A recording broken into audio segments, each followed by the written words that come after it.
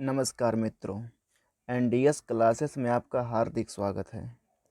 आज हम लोग class 10th chemistry chapter number 1 जिसका नाम है रासायनिक अभिक्रिया एवं समीकरण, इसका ऑब्जेक्टिव क्वेश्चन करने वाले हैं।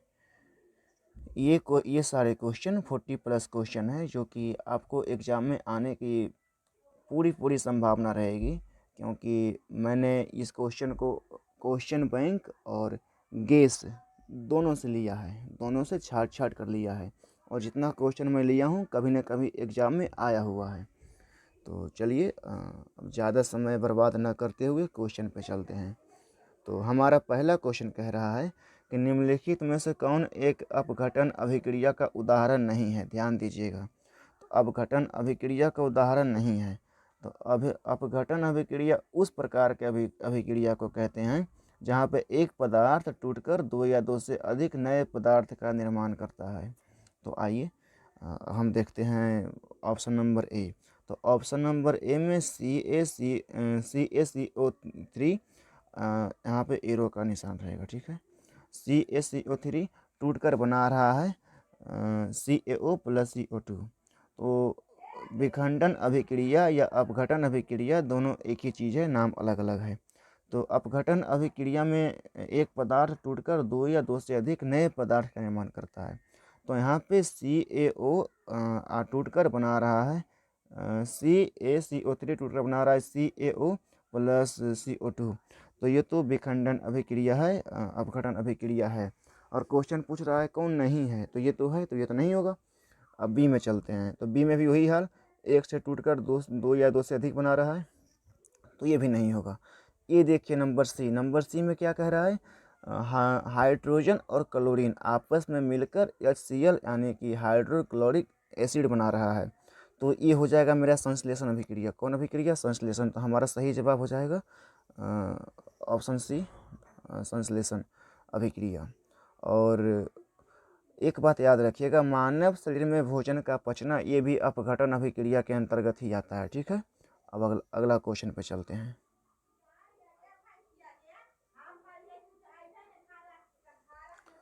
अगला क्वेश्चन हमारा कह रहा है निम्नलिखित अभिक्रियाओं में कौन विस्थापन अभिक्रिया है? कौन विस्थापन अभिक्रिया है? तो ऑप्शन नंबर ए में कह रहा है CaCO3 आपस में अभिक्रिया करके बना रहा है CaO + CO2। तो ये विखंडन या अपघटन अभिक्रिया के अंतर्गत आता है। अभी मैंने क्वेश्चन नंबर 1 में बताया है, ठीक है। अब क्वेश्चन ऑप्शन नंबर 2 की बात करें, हम ऑप्शन नंबर बी की बात करें, तो यहाँ पे देखो, यहाँ पे हो क्या रहा है, तो ऑक्सीजन का विस्थापन हो जा रहा है। ऑक्सीजन का विस्थापन हो जा रहा है Cl के द्वारा, यानी क्लोरीन के द्वारा। तब देखिए यहाँ पे Ca, यहाँ पे O है, और O को हटाकर यहाँ पर देखिए CO2 बैठ रहा, Cl2 बैठ रहा है। Cl2 यानी कि एक विस्थापन हो रहा है, मतलब एक विस्थापन हो गया, ऑक्सीजन को क्लोरीन द्वारा विस्थापित कर दिया गया, ठीक है। अब यहाँ पे देखिए एच के जगह पर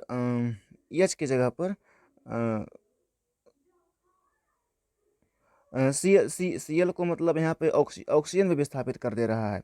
मतलब यहाँ पे दो दो विस्थापन हो रहा है, मतलब कि ये द्वि विस्थापन है, जिसको कहते हैं द्वि विस्थापन है ये। तो द्वि विस्थापन, लेकिन हमारा क्वेश्चन में पूछ रहा है सिर्फ विस्थापन। सिर्फ विस्थापन का मतलब होता है एकल विस्थापन, समझ में आया। तो यहाँ तो मतलब द्वि विस्थापन हो रहा है, तो ये ऑप्शन भी नहीं होगा, ये ऑप्शन भी नहीं होगा। अगला चलें, तो अगला है Fe + CuSO4। तो यहाँ पे देखिए लोहा, कॉपर जो है ना, कॉपर, ये जो कॉपर है, कॉपर लोहा द्वारा विस्थापित हो जा रहा है। देखिए कॉपर लोहा द्वारा विस्थापित हो जा रहा है। मतलब कॉपर को विस्थापन का मतलब होता है कम क्रियाशील धातु को अधिक क्रियाशील धातु द्वारा विस्थापित कर दिया जाता है। तो यहाँ पे देखिए कॉपर से ज़्यादा क्रियाशील लोहा है, तो लोहा कॉपर को विस्थापित करके उसके जगह पर खुद बैठ जा रहा है, बैठ जा रहा है और कॉपर को अलग कर दे रहा है। मतलब ये एकल विस्थापन के अंतर्गत यही आएगा, ठीक है। तो हमारा सही जवाब हो जाएगा ऑप्शन नंबर सी, सही जवाब। देखिए वीडियो लंबा बनेगा, वीडियो देखिएगा तो वीडियो देखने में टाइम लगेगा, तो यहाँ मूवी देखने में आप 3 घंटा दीजिएगा और एजुकेशनल वीडियो देखने में मतलब एक्सप्लेनेशन नहीं पढ़िएगा। चलिए वो आपके मतलब है, अगर आपको पूरी तरह से समझ कर ऑब्जेक्टिव क्वेश्चन को बनाना है तब आप वीडियो को देखिए, नहीं तो फिर ABC करने वाले यूट्यूब पर बहुत सारे चैनल पड़ा हुआ है, उस पर आप जा सकते हैं। ठीक है, अगले क्वेश्चन पर चलें।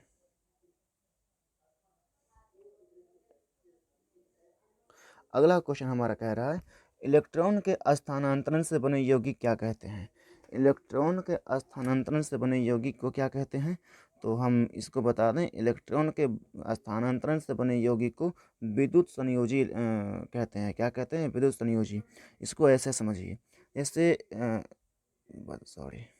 इसको ऐसे समझिए जैसे कि हम सोडियम की बात करें, सोडियम की, तो सोडियम पे +1 चार्ज, इसका मतलब इस पे चार्ज वन वन रहता है, 1 चार्ज रहता है, और क्लोरीन पर माइनस रहता है।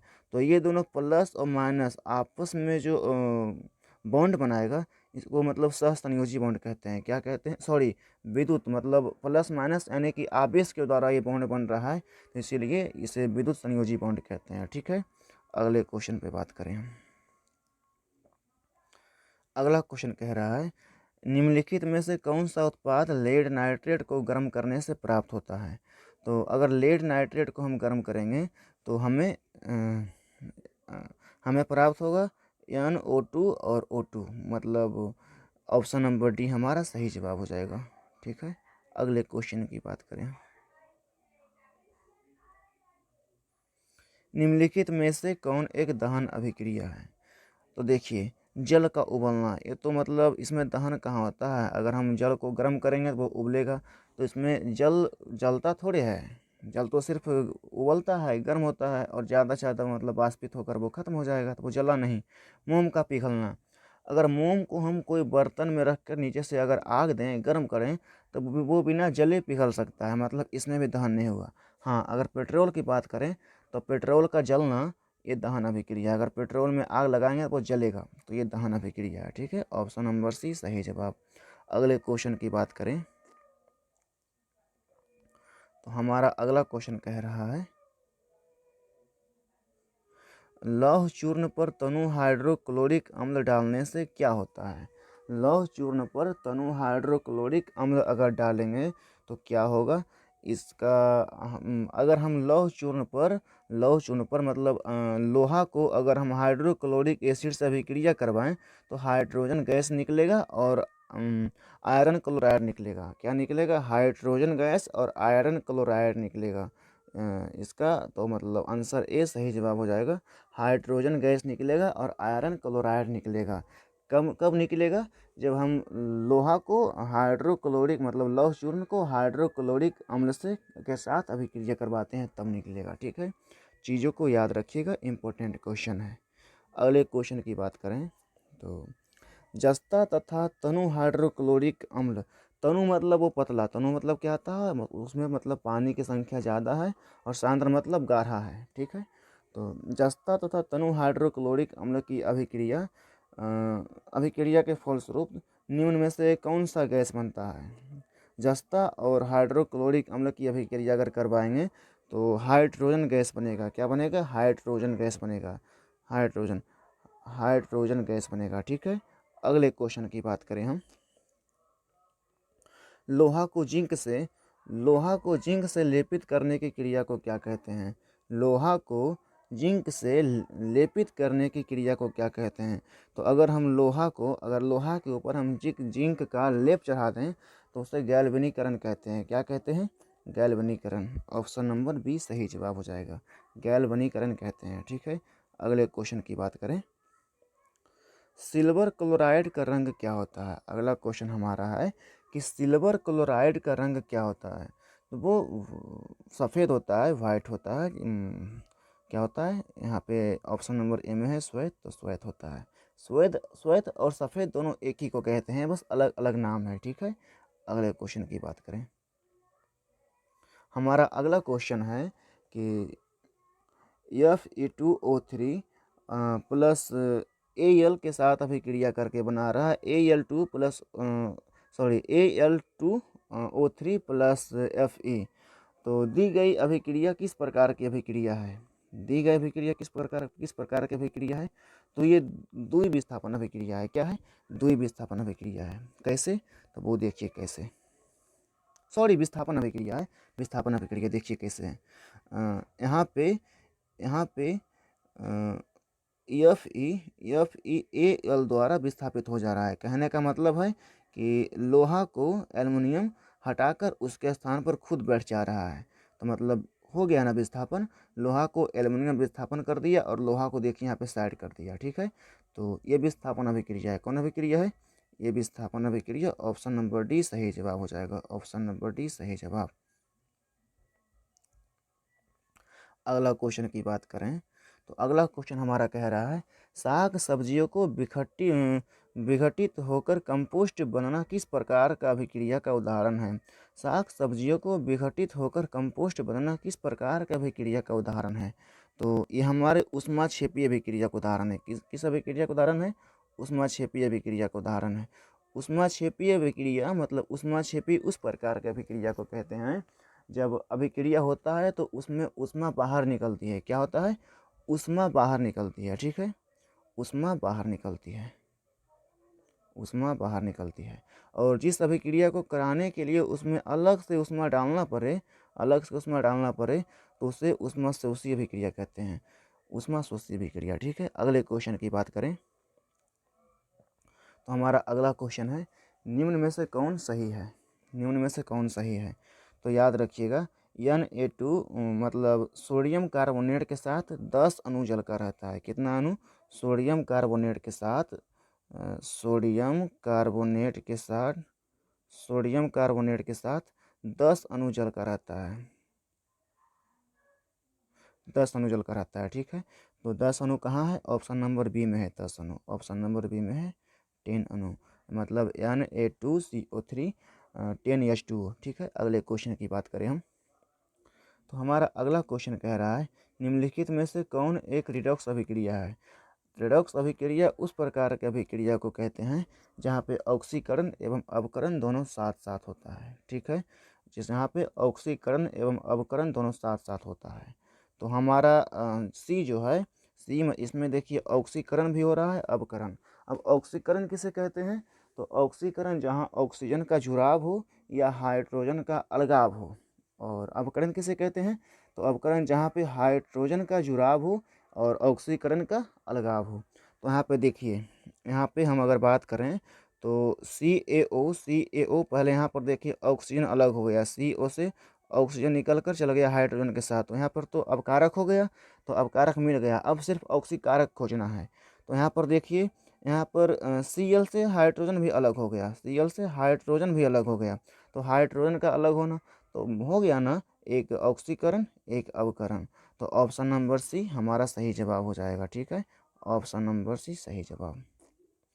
अगर किन्हीं को कोई दिक्कत आ रहा है तो वो कमेंट बॉक्स में पूछ सकते हैं। मैं उस पर 1-2 मिनट या 3 मिनट का अलग वीडियो मतलब डाउट क्लियर करने को बना दूंगा। ठीक है, चलिए अगले क्वेश्चन की बात करें।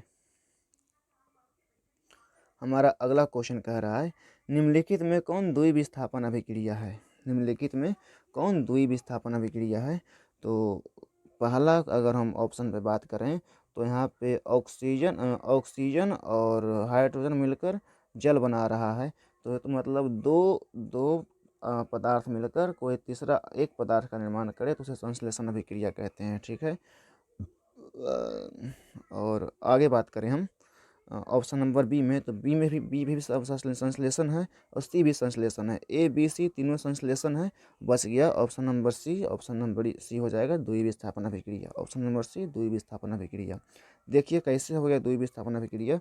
तो यहाँ पे देखिए NO3 को Cl द्वारा विस्थापित कर दिया जा रहा है, NO3 को Cl द्वारा विस्थापित कर दिया जा रहा है और Cl को NO3 द्वारा विस्थापित कर दिया जा रहा है। ठीक है, सॉरी फिर से इसको बताते हैं। यहाँ पे देखिए NO3 को Ag के साथ NO3 है, तो यहाँ पर देखिए Ag के स्थान पर Cl आ गया, मतलब NO3 को क्लोरीन विस्थापित कर दिया। कौन विस्थापित कर दिया? क्लोरीन विस्थापित कर दिया, ठीक है। अब यहाँ पर देखिए Cl को Na के साथ Cl है, तो यहाँ पर देखिए Na के स्थान पर NO3 आ गया, मतलब Cl को NO3 विस्थापित कर दिया, तो हो गया ना द्वि विस्थापन अभिक्रिया। चलिए, कोई दिक्कत?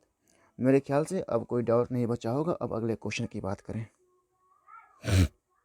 हमारा अगला क्वेश्चन कह रहा है नीचे दी गई अभिक्रिया में कौन सा कथन सही है। एक अभिक्रिया दिया गया है, यहाँ देखिए एक अभिक्रिया दिया गया है, कॉपर ऑक्सीजन के साथ मिलकर बना रहा है कॉपर मोनोऑक्साइड। क्या बना रहा है? Copper monoxide.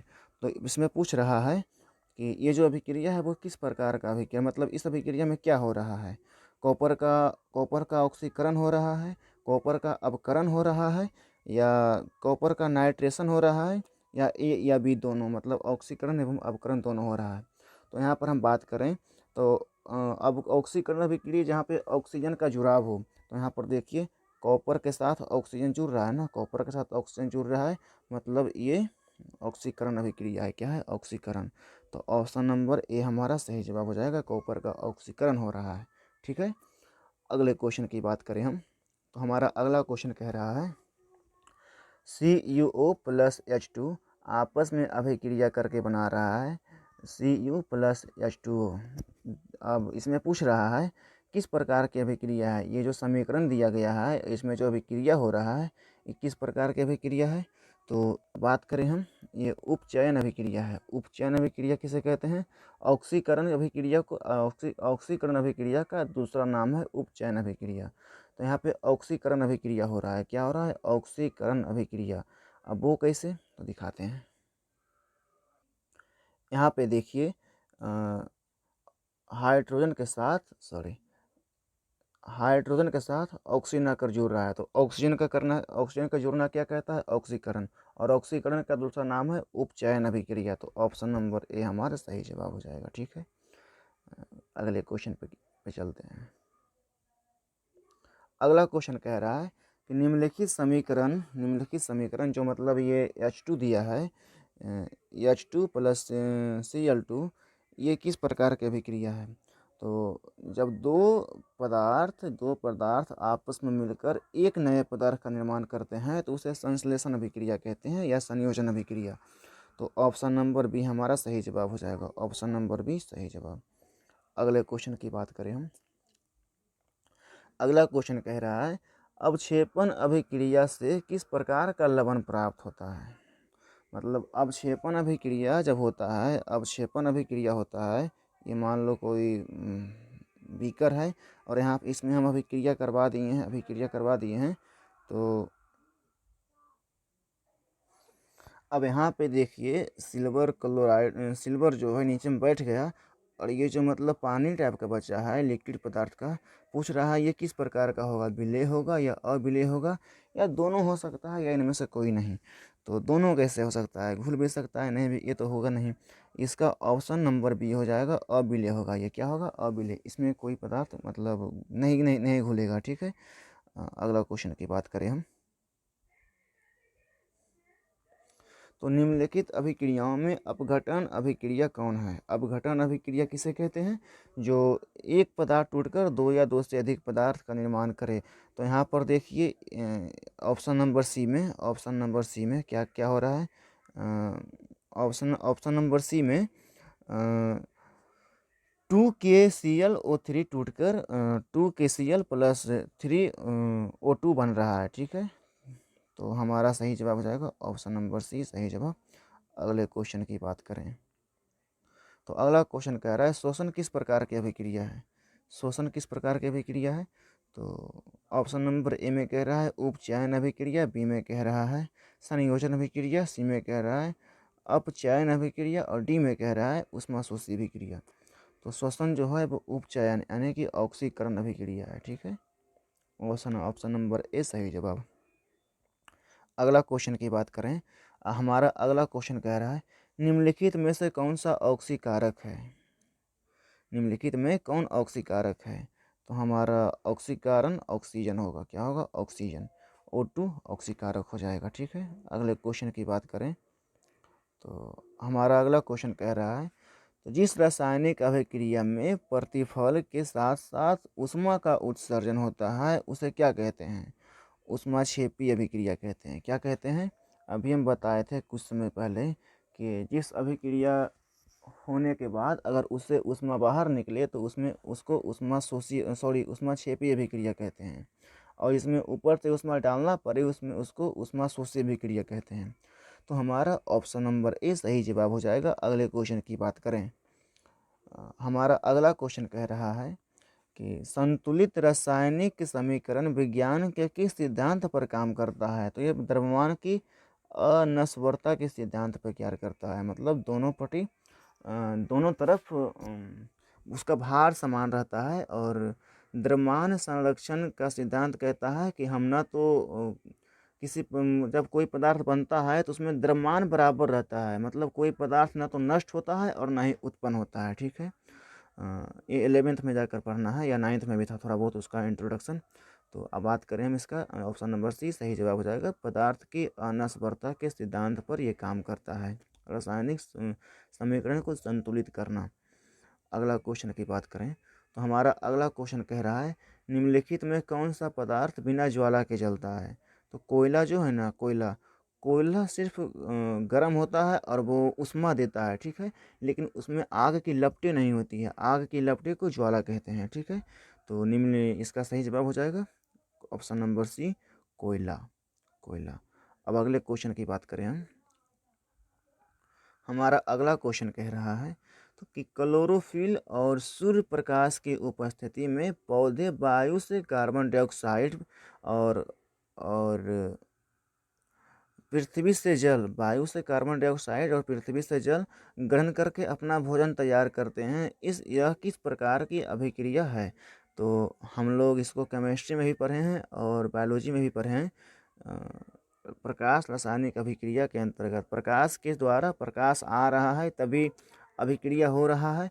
मतलब ये प्रकाश रासायनिक अभिक्रिया का उदाहरण है। ठीक है, अगले क्वेश्चन की बात करें हम, हमारा अगला क्वेश्चन कह रहा है, कैल्शियम कार्बोनेट को गर्म करने पर कैल्शियम ऑक्साइड एवं कार्बन डाइऑक्साइड बनते हैं। कैल्शियम कार्बोनेट को गर्म करने पर कैल्शियम ऑक्साइड क्या है? कैल्शियम ऑक्साइड एवं कार्बन डाइऑक्साइड बनते हैं। यह किस प्रकार की अभिक्रिया है? इसको देखिए हम लिखते हैं। क्या कह रहा है? कैल्शियम कार्बोनेट मतलब CaCO3, CaCO3 ये टूट कर बना रहा है CaOO प्लस CO2। तो यहाँ पर देखिए, गौर से ध्यान दीजिएगा हो क्या रहा है। तो एक पदार्थ अभिक्रिया करके यानी टूट कर दो या दो से अधिक पदार्थ बना रहा है। मतलब ये वियोजन अभिक्रिया के अंतर्गत आएगा। कौन अभिक्रिया? वियोजन। कहाँ गया? आई अपघटन अभिक्रिया, ऑप्शन नंबर डी। अब अपघटन अभिक्रिया या वियोजन अभिक्रिया दोनों एक ही है, उसका नाम अलग अलग है। ठीक है, अगले क्वेश्चन की बात करें,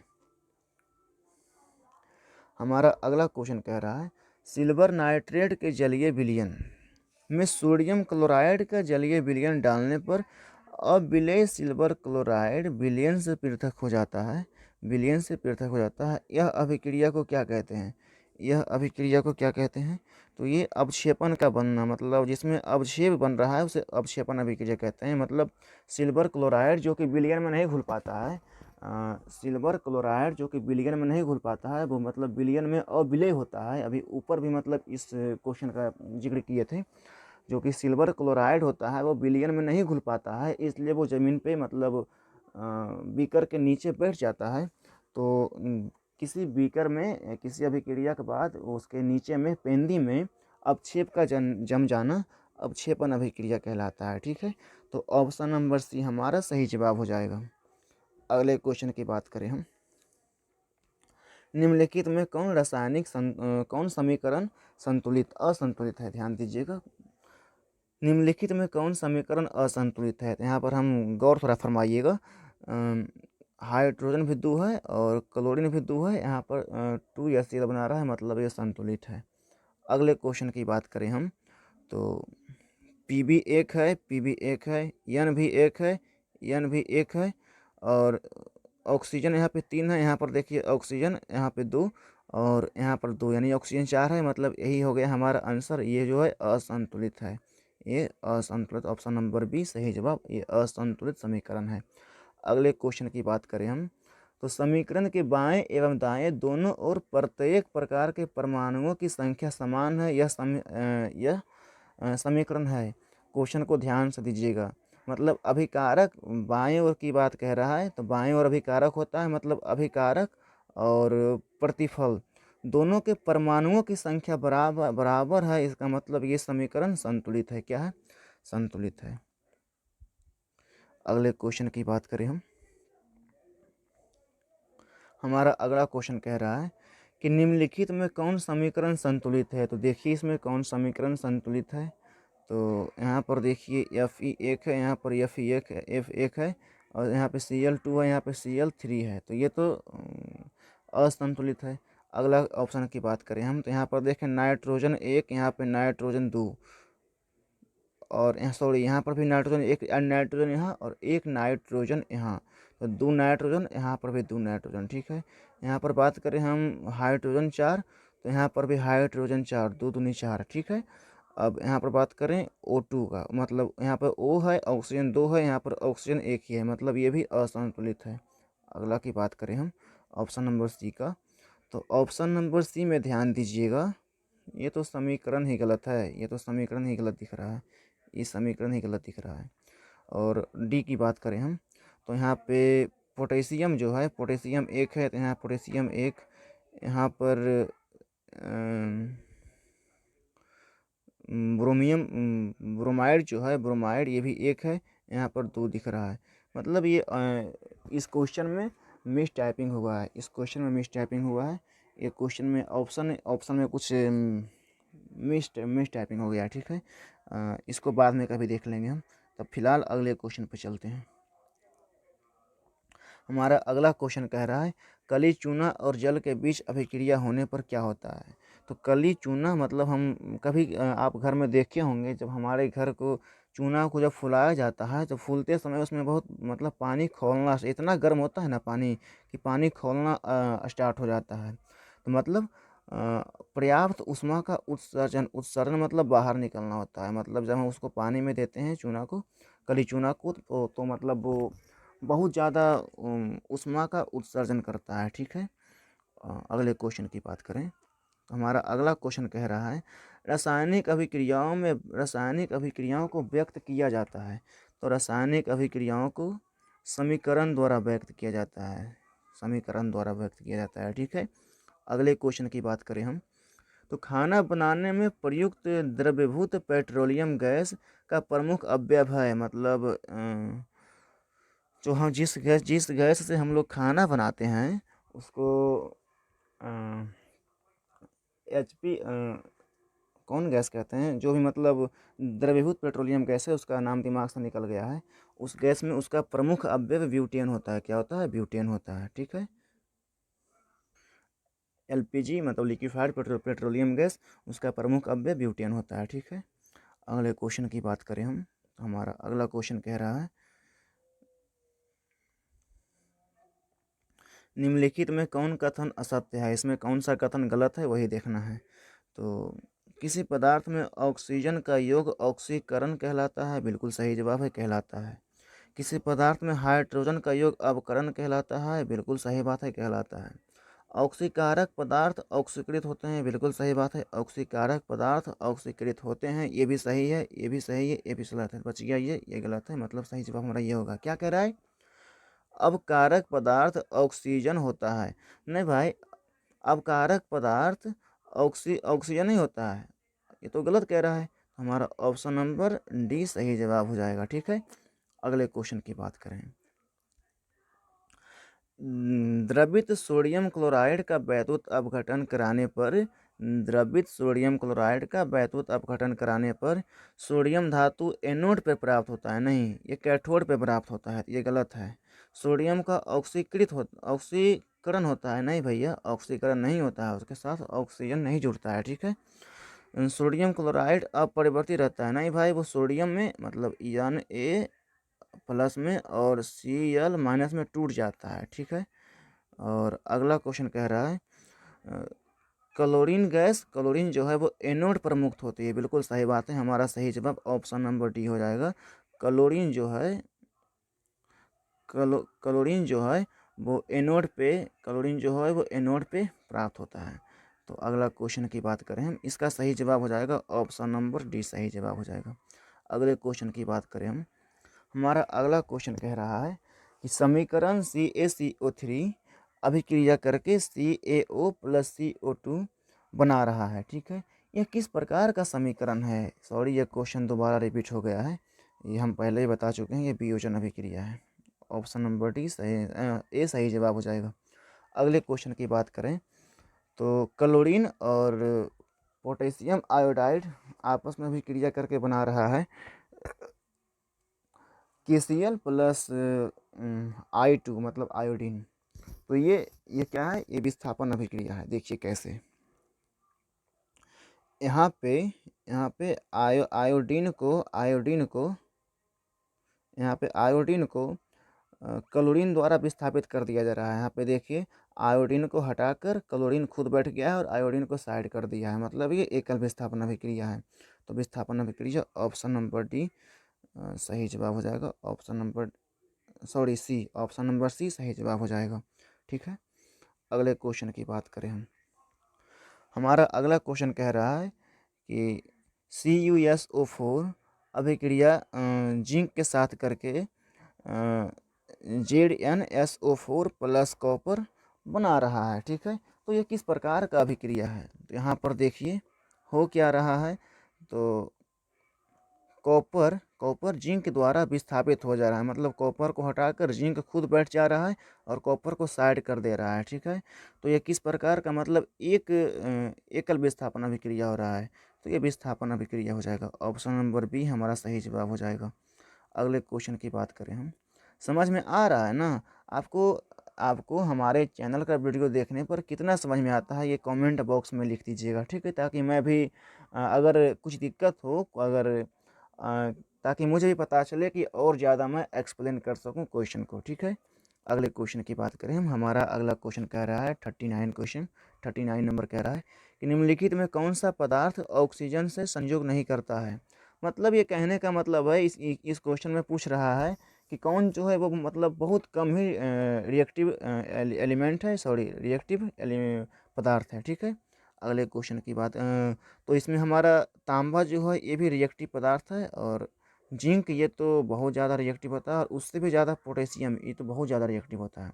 हमारा सोना जो है वो बहुत ही ढीठ धातु है, ये जल्दी मतलब रिएक्ट नहीं करता है किसी से, बहुत धीमी गति से करता है। अगले क्वेश्चन की बात करें हम, तो हमारा अगला क्वेश्चन है, उपचयन वह प्रक्रिया है जिसमें ऑक्सीकरण का योग होता है। क्या होता है? ऑक्सीकरण का योग है, ये बिल्कुल सही जवाब है। हाइड्रोजन का वियोग होता है, बिल्कुल सही बात है, हाइड्रोजन उससे अलग होता है। इलेक्ट्रॉन का त्याग, मेन डेफिनेशन तो यही है, इलेक्ट्रॉन का त्याग होता है। तो इसमें सभी तीनों सही है, मतलब ऑप्शन नंबर डी हो जाएगा। ऑप्शन नंबर डी सही जवाब इसका क्या होगा? ऑप्शन नंबर डी सही जवाब हो जाएगा। अगले क्वेश्चन की बात करें हम, तो प्रकाश रासायनिक अभिक्रिया में क्या होता है? प्रकाश का अवशोषण होता है। क्या होता है? प्रकाश का अवशोषण होता है। उसके बाद प्रकाश के अवशोषण होने के बाद प्रकाश के सहायता से ही सारे यौगिक जो है वो अपने अपने तत्व के रूप में आ जाते हैं। ठीक है, तो हमारा इसका सही जवाब ऑप्शन नंबर ए प्रकाश का अवशोषण हो जाएगा। अगले क्वेश्चन की बात करें हम, किसी अभिक्रिया में भाग लेने वाले पदार्थ को क्या कहते हैं? तो किसी अभिक्रिया में भाग लेने वाले पदार्थ को अभिकारक कहते हैं। ऑप्शन नंबर सी और अभिक्रिया के बाद बने नए पदार्थ को प्रतिफल कहते हैं। अगला क्वेश्चन की बात करें हम, निम्नलिखित में कौन सा उत्पाद लेड नाइट्रेट को गर्म, ये भी क्वेश्चन माफ़ कीजिएगा दोबारा रिपीट हो गया है। ये ऑप्शन नंबर डी इसका सही जवाब होगा। ऑप्शन नंबर डी सही जवाब, आगे बता चुके हैं। अगले क्वेश्चन पे चलते हैं। तो अभिक्रिया हमारा कह रहा है, अभिक्रिया PbO सी से अभिक्रिया करके बना रहा है, मतलब कार्बन से अभिक्रिया करके बना रहा है Pb प्लस CO2। तो यहाँ पे कह रहा है कि पूछ रहा है, ऑप्शन नंबर ए में कह रहा है PbO ऑक्सीकृत हो रहा है, बी में कह रहा है सी का अवकरण हो रहा है, मतलब कार्बन का अवकरण हो रहा है, सी में कह रहा है लेड मोनोऑक्साइड का अपकरण हो रहा है, और डी में कह रहा है कार्बन ऑक्सीकारक का कार्य करता है। तो इसका सही जवाब क्या होगा? बताइए अब क्या होगा इसका सही जवाब। तो इसका सही जवाब हो जाएगा पीबीओ का अपकरण हो रहा है। किसका? मतलब और इसका ऑप्शन नंबर सी हो जाएगा, पीबीओ का अपकरण हो रहा है। ठीक है, पीबीओ का अपकरण हो रहा है। अब देखिए कैसे हो रहा है। तो अपकरण उसे कहते हैं जहाँ पे हाइड्रोजन का जुड़ाव हो और ऑक्सीजन का त्याग हो, जहाँ से ऑक्सीजन बाहर निकले या हाइड्रोजन आकर उसमें संयोग करे। तो यहाँ पे देखिए क्या हो रहा है, पीबीओ में हाइड्रोजन यहाँ पीबी से ऑक्सीजन अलग होकर वो कार्बन के साथ जुड़ जा रहा है, मतलब यहाँ से ऑक्सीजन का निकास हो गया। तो पीबीओ में ऑक्सीजन का निकास हुआ, मतलब अपकरण हो गया, पीबीओ का अपकरण हो गया। ठीक है, तो इसी के साथ हमारा क्वेश्चन आज हमने देखा केमिस्ट्री का फर्स्ट चैप्टर का रासायनिक अभिक्रिया एवं समीकरण का 44 क्वेश्चन, जो कि बहुत उपयोगी क्वेश्चन है। अगर हमारे वीडियो देखने से आपको मतलब कुछ लाभ हुआ तो वीडियो को लाइक कीजिए और अपने दोस्तों के पास शेयर कीजिए।